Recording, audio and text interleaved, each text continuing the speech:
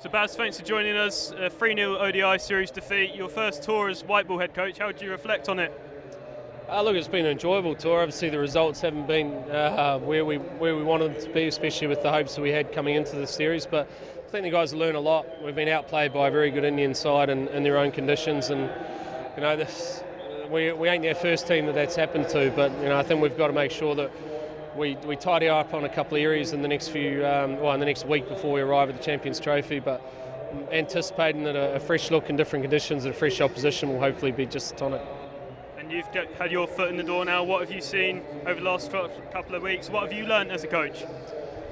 Look, I guess it's probably slightly different from the test setup, which that was always going to be the case. But I guess the fast-paced nature of the game, travel, play sort of scenario is making sure that you still maintain morale within the group, keep guys fresh and energised and ready to go out there and exhibit their skills. But I've learned a lot. I think there's guys in our team who are incredibly talented.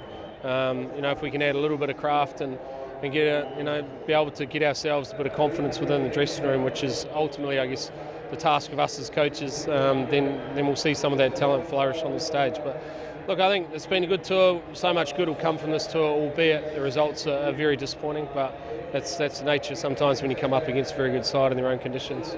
You mentioned about the travel play. Does that sort of help that the players don't have time to dwell on defeats, that they're straight back into the cauldron in a couple of days? Yeah, it can do. Yeah, it definitely can.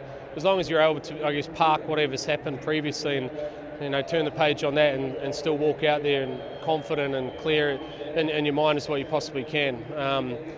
But sometimes it can be quite difficult as well if you've maybe had a tough couple of performances in a row. It can be a challenge, but it can also be a blessing as well. But I think ultimately it's that's the beauty of playing this format and the demands that it puts on you. But we've had a great time. The people of India have been amazing. The full houses we've played in front of.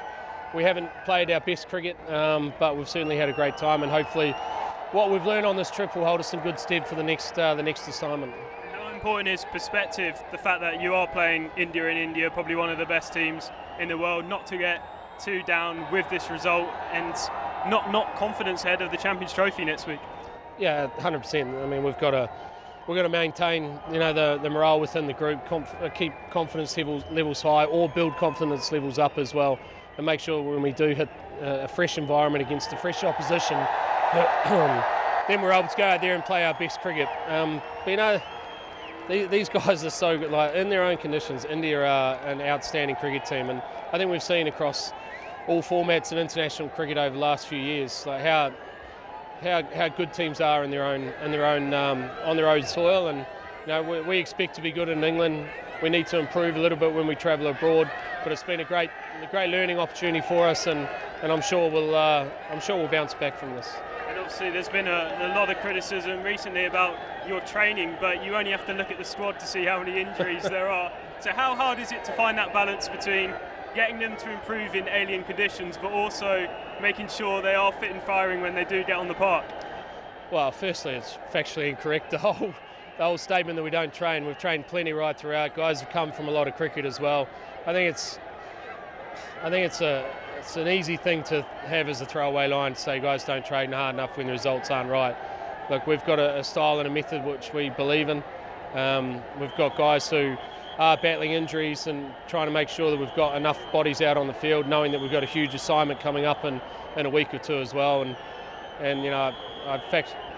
Ultimately it's factually incorrect what's been said, and we disagree with it, and we'll stay true to what we believe in. And just finally, ahead of the Champions Trophy next week, how much belief do you still have?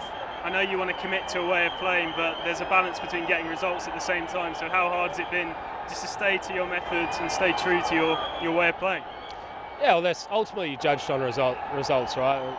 From our point of view, we've got to try and strip away the fear of failure that results can bring. The guys are fiercely determined and competitive. You take that off the table and you say that's not, you don't have to ever doubt that. But how do you allow an environment to be able to provide the freedom and the clarity of thought to be able to go out there and allow your talent to come out? And that's ultimately what we try and do within the group that we're building, and that's what we'll try and do over the next week as well. Give the guys a freshen up in Abu Dhabi, make sure all the bodies are fit and ready to go. We've got a full squad to be able to pick from come that first game against Australia, we do that, hopefully we walk a little bit taller and we play a little bit better, and ultimately we end up getting better results as well.